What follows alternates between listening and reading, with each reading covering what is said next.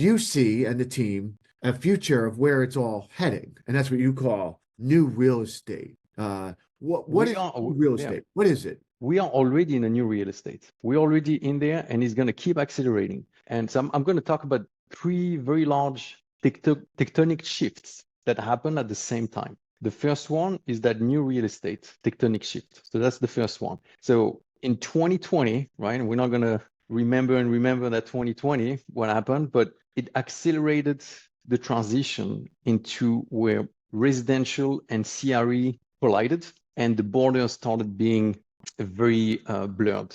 They started being very blurred. That's what happened in 2020. So if you look around, when you have meetings, let's say 60-70% of the people are working from their home office, right? And that trend keeps accelerating. So that then you had a shift where residential actually during 2020 COVID and after that kept pressing because people were looking for bigger homes, bigger offices, and then you had that pressure on the CRE. So for a lot of CRE folks, it'd be a concern thinking, where is CRE gone, right? And it's not gone anywhere. It's actually just shifted. The center, just like in that tectonic shift, the center of CRE shifted and spread out. And if you look at Rich Barton, he called that the great reshuffling back then, and focusing more on the residential. But that's impacting everything, residential, CRE, and let me talk about the second tectonic shift that you'll understand better how that's impacting the new real estate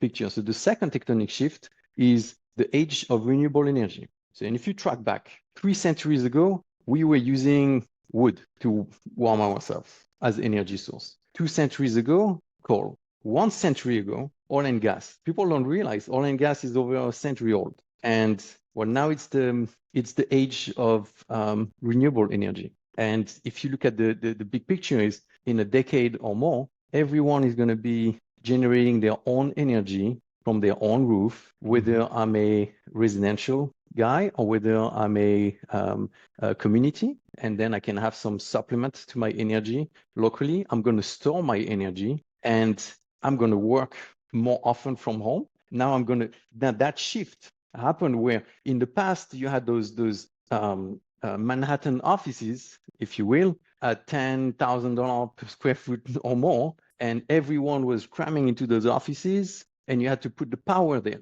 right? So you had to have like those big power plants and distributing the power there. Now it's not the case. And now you have people spreading out. They need bigger homes. So CRE is moving into the residential. You need more power. You need more storage. I need fiber optic.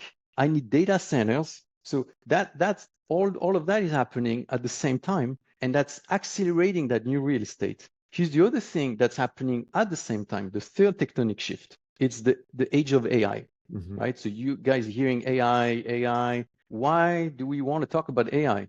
Because the infrastructure for AI is massive. You need data centers. So I'm not going to put a bunch of like servers in the Rockefeller Center in Manhattan. I'm not going to do that. It's going to be way too expensive, but I can put them in Idaho.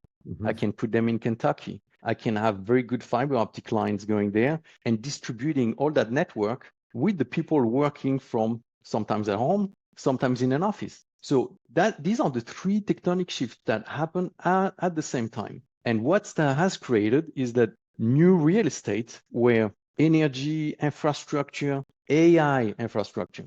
So the AI infrastructure is data centers, fiber optics. They are blank checks from Microsoft, from Meta, all the big Google, all the big players out there to build data centers left and right. So they have literally blank checks to do that. And again, like if you look at the renewable energy shift, what it did also, so that second tectonic shift, the fact that there's this age of renewable energy is not going to change, right? Like oil and gas. I mean, we're still using some coal now a little bit, but it's phasing out. Oil and gas is going to peak and phase out. And then we've entered an age of renewable energy. How long is it going to last? We'll see. Maybe another century, just like looks like it's been for all the other resources. But what that also did is in the past, I was drilling a well and I could power an entire very large neighborhood with that well that was occupying maybe like an acre, no more. Now at this point, to power that neighborhood, I need much more surface. I need to distribute all of that energy. and I used to pipe or to truck the oil.